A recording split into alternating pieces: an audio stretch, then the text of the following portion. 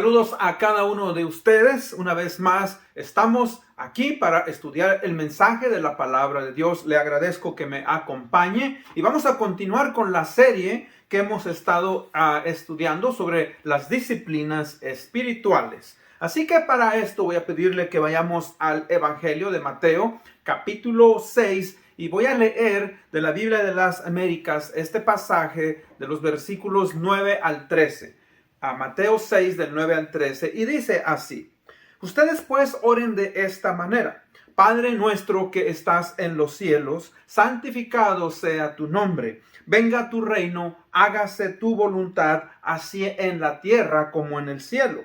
Danos hoy el pan nuestro de cada día, y perdónanos nuestras deudas, como también nosotros hemos perdonado a nuestros deudores. Y no nos dejes caer en tentación, sino líbranos del mal, porque tuyo es el reino, el poder y la gloria por siempre. Amén. Oremos. Padre, gracias te damos, Señor, por esta oportunidad de poder venir ante tu presencia para poder estudiar el mensaje de tu palabra. Abre nuestra mente, nuestro entendimiento. Permítenos, Señor, a ser mejores cristianos, y que, Padre, la oración sea un ejercicio espiritual que nosotros busquemos desarrollar y busquemos, Padre, llevar a cabo. Te amamos, te honramos. En el nombre de Cristo Jesús pedimos esto. Amén. Bueno, mis hermanos, vamos a regresar a la serie sobre las disciplinas espirituales. Y hemos dicho que las disciplinas espirituales nos ayudan a cambiar nuestra perspectiva de Dios y nos llevan en un proceso de formación y de restauración en la vida espiritual.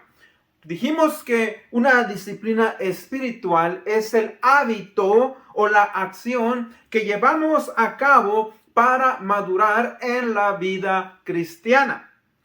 A esto pues es lo que llamamos el ejercicio espiritual del alma. Y esto obviamente sabemos que las disciplinas espirituales pues son una lucha en contra de la carne o de la naturaleza pecadora, y nos van a costar llevar a cabo por nuestra naturaleza pecadora. Requieren ellas siempre, ¿verdad?, un esfuerzo y sacrificio y una concentración y una constancia. Así es que el día de hoy, mis hermanos, la disciplina espiritual que vamos a estudiar en el día de hoy es sobre la importancia de la oración. Debemos de tomar siempre un tiempo para orar. Es algo que nosotros debemos de implementar en la vida espiritual. Así como tomamos un tiempo para dormir, tomamos un tiempo para descansar, un tiempo para comer, un tiempo para bañarnos, un tiempo para hacer ciertas actividades, de la misma manera debemos de tomar un tiempo para la oración. Así es que la oración, mis hermanos, es algo en la manera en que cada uno de nosotros también nos acercamos a Dios. Nos acercamos a Dios a través de la palabra, pero a través de la oración también, ¿verdad?, nos acercamos. Y es algo esencial que el cristiano tenga siempre y considere, ¿verdad?, porque es la manera en la cual nos comunicamos, tenemos comunión con el Padre, con Dios, con el Padre, el Hijo, Espíritu Santo. Y en estos pasajes que leímos, pues vamos a ver algo muy importante, pues, sobre la oración y la importancia de nuestra motivación. La motivación es algo esencial en cómo es que nosotros oramos. Ahora, considero, ¿verdad?, que nuestra experiencia en el pasado, nuestra vida religiosa, ya sea antes de venir a Cristo o al haber venido a Cristo, ¿verdad?, es importante en cuanto a la oración. ¿Por qué? Porque hay varios factores que van a determinar nuestra vida de oración en nuestra relación con Dios. Y esto va a hacer que lo veamos como algo productivo, como algo bueno o que no nos va a atraer mucho. Ahora, ¿qué quiero decir, mis hermanos, con esto? Leía a un autor de un libro. Él decía que algunos de nosotros vemos la oración como algo aburrido o como un castigo. Ahora, cuando yo era niño, asistía con mis vecinos a los servicios, a los cultos, aunque yo no era cristiano, pero asistía con ellos. Y me acuerdo que al final de la oración, el director del programa decía, bueno, vamos hermanos a orar, alguien que quiera orar. Y pues varios hermanos levantaban la mano, pero me acuerdo que había una hermana que ella pues levantaba su mano y oraba. Y cuando ella oraba, a mí me entraba una desesperación porque esta hermana oraba a mis hermanos largamente. Y yo mi percepción entonces, fíjese, de la oración la vi como algo aburrido o como algo, obviamente, mis hermanos, que pues como un castigo. Un castigo o un aburrimiento. Ahora, en mi relación y en nuestra relación con el Señor Jesucristo, debemos de tener una percepción diferente de lo que es la oración. Hay dos maneras de orar. Tenemos la oración personal y la oración corporativa. La oración personal es el momento que usted se para de su vida para orar con Dios. Y la oración corporativa es el momento en el cual vamos a la iglesia y oramos como hermanos en la iglesia en Cristo. Ahora, aún así debemos de tener cuidado cómo oramos. Ahora, yo no quise decir que esta hermana que le cuento tenía mala actitud, pero debemos de entender ciertas cosas cuando oramos en público. Ya el Señor Jesucristo, si usted lee el capítulo 6 de los versículos primeros hasta el 7, vamos a ver cómo Cristo nos dice que debemos de orar. Ahora, un gran teólogo de hace varios siglos, quien fue Charles Spurgeon. Charles Spurgeon dijo lo siguiente, dice, nuestras oraciones en público, mientras más cortas, mejor. Y yo creo, mis hermanos, que eso también el Señor Jesucristo lo quiso decir. Bueno, entonces, punto número uno. Punto número uno, ¿cómo es entonces que debemos de orar? ¿Y cómo es que debemos de usar la oración modelo que el Señor Jesucristo nos dio en este pasaje que acabamos de ver? Entonces, vamos a estudiar eso. Es algo que debe de ser repetitivo. Es algo que nos ha sido dado y que no tiene sentido en sí mismo. Bueno, vamos a analizar entonces qué es lo que el Señor Jesucristo quiso decirnos al darnos esta oración modelo, esta oración que Él nos dejó. Ahora recuerde, no es algo que nosotros debemos de usar y repetir constantemente sin sentido, no. Es un modelo que debemos de analizar cada cierto tiempo en nuestra oración, en nuestra práctica de oración personal y como iglesia. Entonces, pues, analizamos, ¿verdad?, esta oración. Y primeramente, él comienza diciendo, Padre nuestro que estás en los cielos. Fíjese que Dios es llamado Padre de diferentes maneras o varias razones. Primeramente, por él ser el creador y el gran Padre de toda la humanidad. En el libro de 1 Corintios capítulo 8:6 dice así, pero para vosotros hay un solo Dios, el Padre, de quien proceden todas las cosas, y nosotros somos para Él. En este pasaje vemos que Dios, ¿verdad?, es visto como un Padre, a quien nosotros debemos reconocer por ser el autor de todas las cosas, autor y creador de todo lo que sostiene su obra. Ahora, así como en la vida común tenemos un padre, ¿verdad? Y ese padre se relaciona con sus hijos. Aquí la palabra padre, ¿verdad?, no se usa como a alguien que solamente al Padre, sino en cuanto a la Trinidad. La Trinidad se aplica como a Dios un todo. Ahora, número 2, vemos que Él como Padre es el preservador de la familia humana y el proveedor de todas sus necesidades. En Mateo 5:45 dice, para que ustedes sean hijos de su Padre que está en los cielos, porque Él hace salir el sol sobre los buenos y sobre los malos, y hace llover sobre justos e injustos. O sea, vemos que Dios como Padre es benevolente para todas sus criaturas. Y en el otro sentido, más especial, es que Él es Padre para aquellos que son adoptados en su familia. O sea, que aquellos que han puesto su confianza en Dios, ¿verdad? Ellos vienen a ser verdaderos seguidores del Señor Jesucristo y son hechos herederos de la vida eterna. Entonces, vemos pues tres maneras en las cuales nos dirigimos a Él como nuestro Padre. Ahora, dice después de esto, santificado sea tu nombre. Aquí la palabra santificado significa hacer o pronunciar algo santo. Y obviamente aquí tiene que ver particularmente con el nombre de Dios. Ahora, ¿por qué? Porque su nombre, mis hermanos, es esencialmente santo.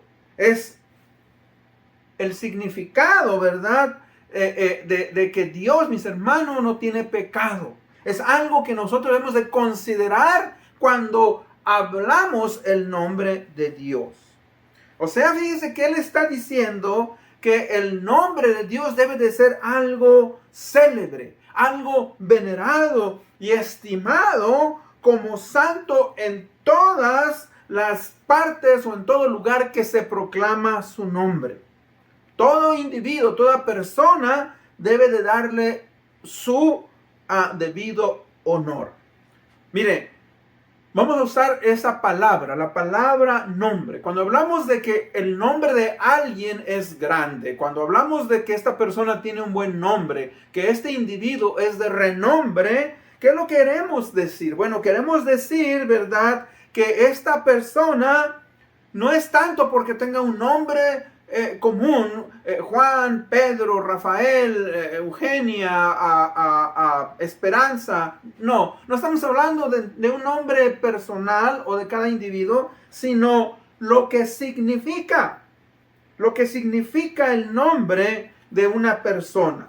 O sea, estamos hablando de integridad, de que esta persona es notorio o es famoso, que esta persona, ¿verdad?, es de buena opinión y de buena reputación y de buen crédito, o sea, que es confiable. Todos nosotros queremos tener un buen nombre, queremos, ¿verdad?, que seamos respetados por nuestro nombre. Ahora, de la misma manera, es lo que nos está diciendo aquí el Señor Jesucristo en esta oración, que el nombre del Señor, mis hermanos, sea respetado, sea tenido, ¿verdad?, como algo grande. Es el cumplimiento, fíjense, del tercer mandamiento. No tomarás el nombre de Jehová tu Dios en vano.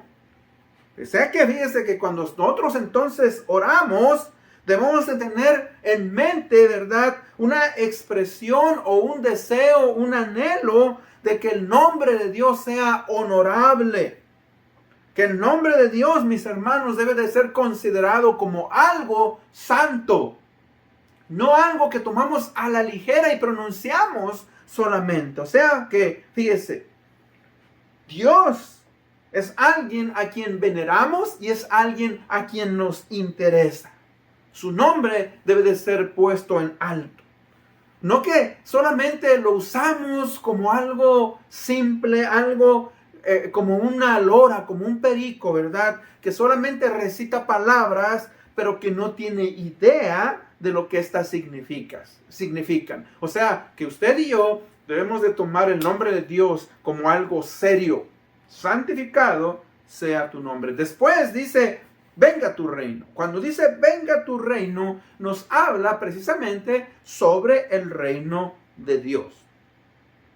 O sea que, de la misma manera en que la tierra existen reinos, ¿verdad?, reinos que tienen un señor, y tienen sus súbditos o sus ciudadanos, tiene sus leyes, tiene sus responsabilidades, hay posesiones, etcétera, etcétera. El reino de Dios también es la esfera de poder que Él tiene sobre toda su creación, tanto de los espíritus y tanto de los seres humanos. O sea que cuando dice, venga tu reino, ese debe de ser el deseo de toda creyente, de toda persona, ¿verdad? A que Dios imponga su reino sobre la tierra. Eso quiere decir que Él debe de estar en control de todo y obviamente no quiere decir que Él no está a control de todo, sino que es cuestión de tiempo para que Él imponga nuevamente su autoridad en todas las esferas de lo creado, tanto espirituales como terrenales. ¿Y sabe qué? Nosotros como creyentes, nosotros, ¿verdad? Debemos de anhelar. Esperamos que Cristo venga un día y que imponga su reino milenial y que después de eso, obviamente, reine por toda la eternidad. Es algo que esperamos y anhelamos.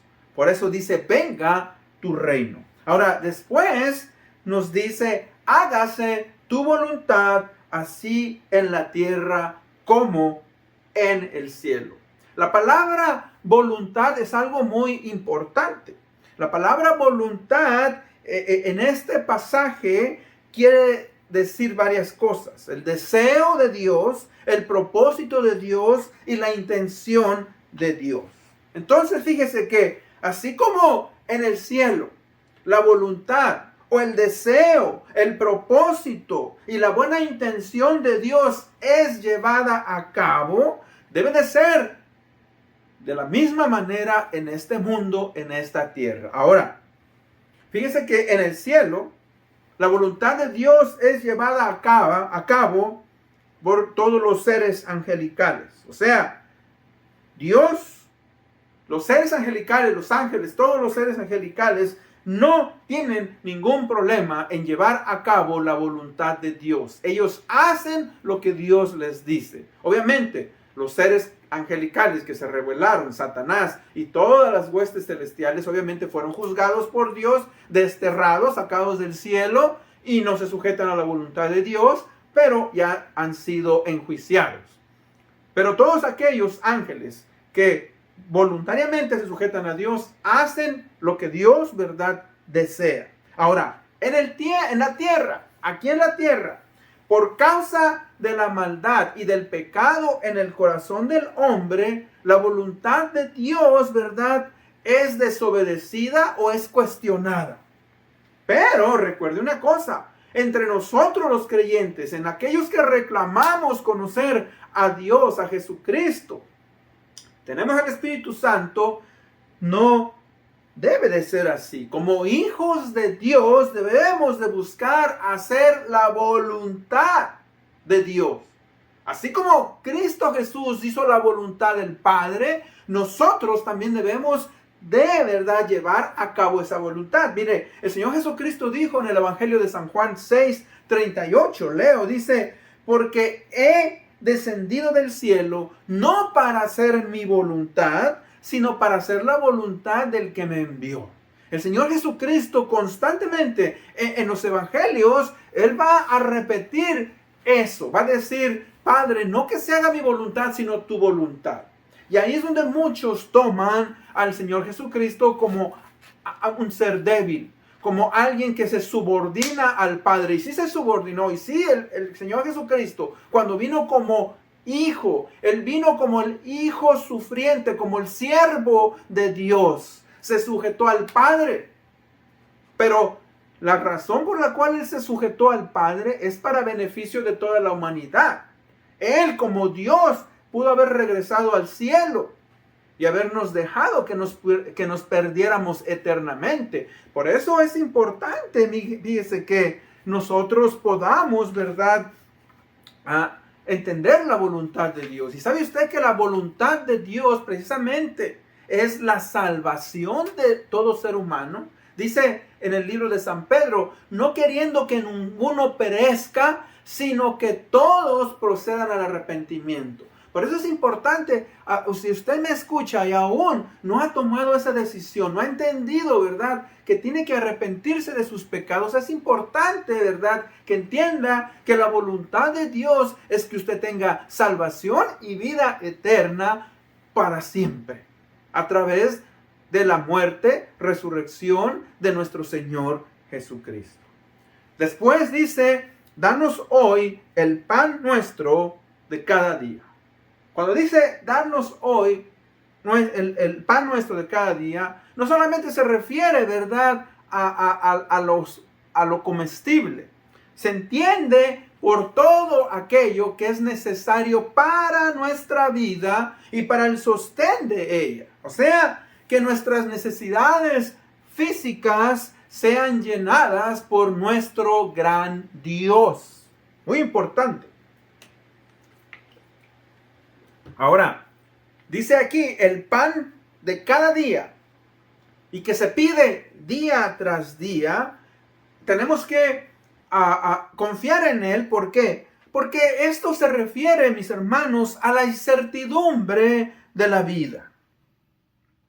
Cuando digo la incertidumbre de la vida, no sabemos qué va a pasar mañana, la próxima semana, el próximo mes, el próximo año. Ustedes saben, tenemos ya 2 años aproximadamente, o 2 años de que comenzó esta pandemia. Y tuvimos, ¿verdad?, varias maneras. Primeramente, la pandemia vino de la manera presentada, lo que se llama la versión Delta, que causó muchas muertes y cerró y paralizó el mundo. Hoy volvemos en este año 2022 nuevamente, ¿verdad?, a sufrir, pero ahora por la versión Omicron, que ya no es tan mortal, pero que también sigue infectando. O sea, hermanos, dependemos de Dios. Y mucha gente dice, bueno, si Dios obviamente es bueno, si Dios tiene poder, ¿por qué permite todo esto? Recuerde, hermanos, la maldad, el pecado de este mundo, la soberbia del ser humano, tristemente causa que todas estas cosas vengan a nuestra vida. Ahora, cuando dice pues entonces, ¿verdad?, el pan de cada día y que se pide cada día, nos habla, mis hermanos, que debemos de depender en nuestras necesidades de Dios, porque Él sabe lo que va a venir, Él sabe el futuro. Fíjese que eso nos lleva, como dije, a depender de Él. Y cuando nosotros dependemos de Él, ¿sabe qué pasa? Pues, hermanos, hace que la ansiedad, la preocupación y que la codicia por tener tantas cosas, mis hermanos, son puestas en las manos de Dios. Y que nosotros, al ir en oración, ponemos nuestras necesidades en Dios. ¿Por qué? Porque Él solamente sabe lo que va a pasar. Nosotros podemos acumular, mis hermanos, alimentos, podemos acumular, y no es malo que podamos tener en nuestras casas una despensa. Pero eso no quiere decir que el día de mañana no podamos morir, estemos en enfermedad. Y todo eso que nosotros podemos acumular no nos sirve porque estamos enfermos, porque no podemos usarlo. Por eso es importante, fíjese, entender que Dios es el único que conoce lo que nosotros verdaderamente necesitamos y que dependemos de Él y que confiamos en Él para que Él pueda suplir y para que Él pueda, ¿verdad?, darnos todo eso. Recordar, pues, entonces, fíjese que, hermanos, no merecemos lo que Él nos da. Estamos en sus manos. Debemos estar agradecidos por lo que tenemos y no murmurar y no estar diciendo cosas que no debemos, sino debemos de dar gracias por su providencia. No debemos, ¿verdad?, de envidiar lo que otros tienen, sino debemos estar contentos. Ahora, la siguiente frase dice, y perdónanos nuestras deudas, como también nosotros hemos perdonado a nuestros deudores. Ahora, aquí la palabra deudas, mis hermanos, significa nuestros pecados. En el Evangelio de Lucas, capítulo 11, versículo 4, dice, perdónanos nuestro pecado. O sea, que aquí la palabra deuda quiere decir que nuestro pecado es una deuda hacia Dios y que las deudas deben de ser ¿qué? Pagadas. Se llaman deudas porque por ellas, fíjense, podemos ver que no podemos cumplir con la ley y la justicia de Dios. Nuestras deudas, mis hermanos, son tan grandes y tan numerosas que no podemos llegar a pagarlas. Ni una simple criatura puede pagarlas por nosotros. O sea, fíjese que en el sistema antiguo del Antiguo Testamento se ofrecía un animalito, una paloma, un cordero, etcétera, etcétera, para que cubriera nuestras faltas.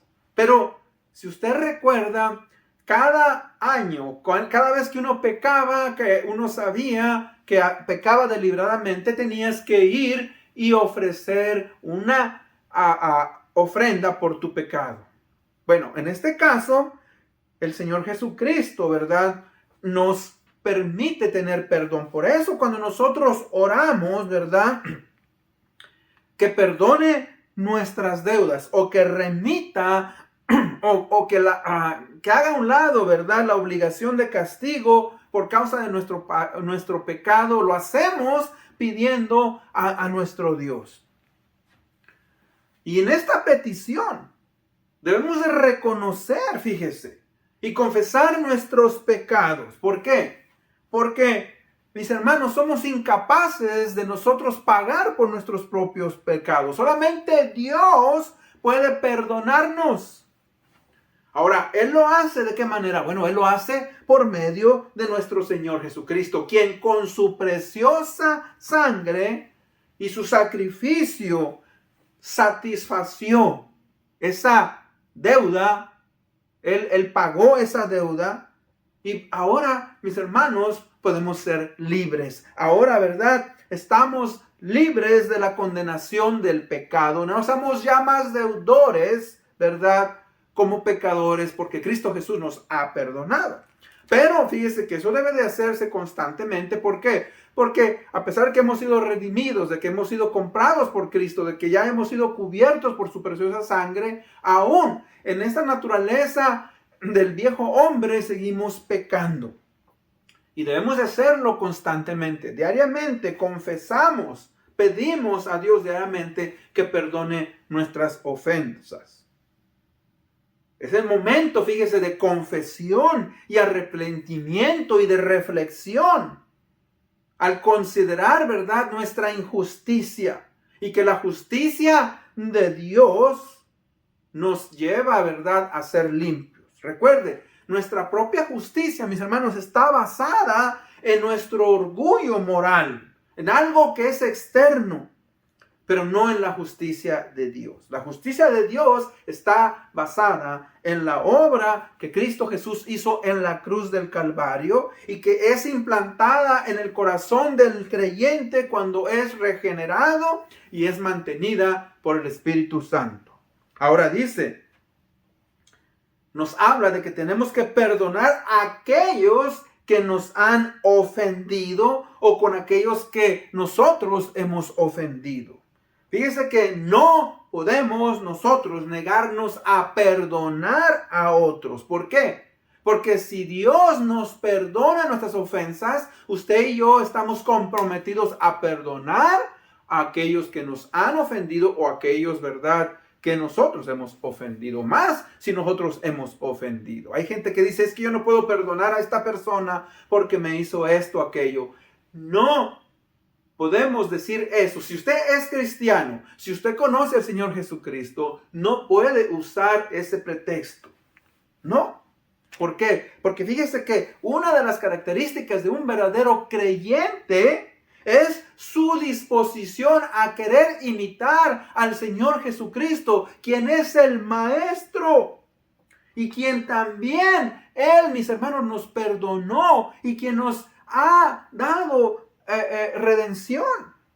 Cristo, fíjense que el Señor Jesucristo, en la hora de su crucifixión, en la hora de su muerte, ¿verdad? Él pidió al Padre el no tomar en cuenta los pecados de aquellos que lo estaban crucificando. Lucas 23:34, la primera parte, y Jesús decía: Padre, perdónalos porque no saben lo que hacen. Su ignorancia. No conocían la palabra de Dios. Y de la misma manera, mis hermanos, nosotros debemos de hacerlo de la misma manera. Y luego dice: y no nos dejes caer en tentación, sino líbranos del mal. Ahora, recuerde algo: Dios no tienta a nadie. En otras versiones de este mismo pasaje se dice: no nos metas en tentación. Y la mejor traducción es: no nos dejes caer en tentación. Vamos a ver rápidamente 4 maneras en las cuales podemos ser tentados o podemos ser probados. Primeramente, ¿verdad? Vemos que la tentación o la prueba es permitida por Dios.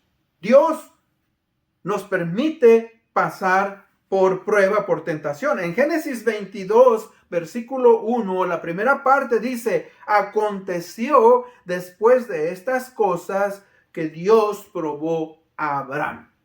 Cuando Dios le dice que le sacrifique a Isaac, su único hijo. En este momento, obviamente, él ya tenía a Ismael, pero el hijo de la promesa. Ahora, sabemos que Abraham obedeció. Él fue, ¿verdad?, al monte Moria a ofrecer a su hijo, y que en el momento determinado el ángel le dijo: no hagas daño al muchacho, porque Dios ha visto tu corazón. Fíjese, o sea, Dios estaba probando el corazón de Abraham para ver, ¿verdad?, que tanto amaba Abraham a Dios. Y él estuvo diciendo. Ahora, en Santiago 1:13 nos dice que nadie diga cuando es tentado: soy tentado por Dios.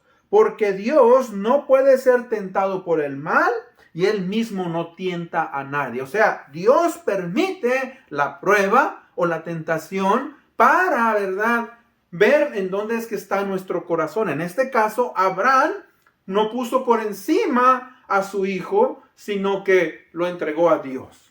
Y nosotros debemos de imitar eso. Ahora, también, mis hermanos, ¿verdad?, nosotros somos... la tentación es llevada a cabo por Satanás. Es la otra fuente de tentación. Y vemos, ¿verdad?, por ejemplo, en el libro de Job, Dios permite que Job fuera tentado para ser probado por Satanás, para que, ¿verdad?, pudiera él demostrar su fe.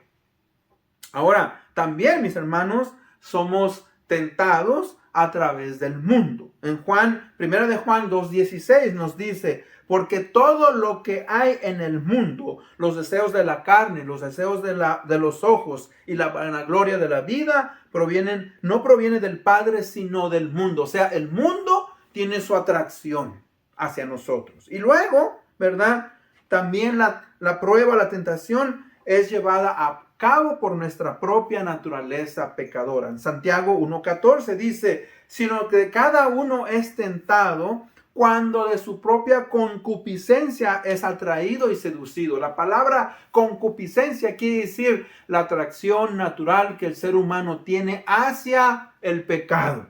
O sea, nosotros somos tentados porque tenemos una naturaleza pecadora. Ahora, recuerden, mis hermanos, a pesar de que somos tentados, podemos salir victoriosos de la tentación. ¿Por qué? Porque en la oración dependemos, ¿verdad?, de Dios. Dependemos de su guía, ¿verdad? Dependemos de Dios para ser obedientes a sus principios, para guardar su palabra, para resistir a la tentación y huir de esa tentación y salir victoriosos. Por eso es importante que usted y yo pidamos a Dios que nos ayude, ¿verdad?, a salir de las pruebas y de las tentaciones victoriosos. Y recuerde también Debemos de cuidarnos de nuestro propio conocimiento, de nuestro propio razonamiento, ¿verdad? De no creernos inteligentes y profesar, ¿verdad? Que todo lo tenemos bajo control, porque eso no es cierto. En conclusión, ¿qué podemos, mis hermanos, entonces aplicar en nuestras vidas ante esta enseñanza, ante la necesidad de nuestra oración? Recuerde, tenemos que recordar que nuestra actitud hacia la oración va a determinar mucho en nuestro crecimiento, desarrollo y madurez espiritual y en cuanto a nuestra relación con Dios. O sea, que la actitud es clave en el desarrollo de las disciplinas espirituales y en este caso en cuanto a la oración. Fíjese que concluye en la segunda parte, dice, porque tuyo es el reino, el poder y la gloria para siempre. Amén. O sea que en esta última expresión, ¿verdad? Se le atribuye a Dios el reino, el poder y la gloria eterna. ¿Por qué? Entendemos, fíjese que Dios, mis hermanos, a través de nosotros, poner nuestra fe en la oración y que nuestra motivación, ¿verdad?, a orar nos mueve, fíjese, a entender varias cosas. O sea, que nos lleva a entender, mis hermanos, que Dios es omnipotente y que Él tiene la potestad para darnos el pan de cada día, para perdonar nuestros pecados, para preservarnos, para apoyarnos y librarnos en la tentación, para guardarnos de todo mal y preservarnos de una caída que puede ser total y final. Por eso dice, a Él sea la gloria por los siglos de los siglos. Amén. Con esto en mente, vamos a orar para ser despedidos. Padre, gracias te damos. Gracias, Señor, porque nos has dado el privilegio de estudiar tu palabra. Permite que podamos desarrollar, Señor, esta disciplina espiritual de la oración, el ver la necesidad de invertir y pasar tiempo contigo, Señor. Gracias porque sabemos que tú nos escuchas, sabemos que tú, Padre, eres soberano y que tienes planes en nuestras vidas. Esto lo pedimos en el nombre de Cristo Jesús, nuestro Señor y Salvador. Amén. Una vez más les agradezco por haberme escuchado. Dios les bendiga. Nos vemos hasta la próxima. Bendiciones.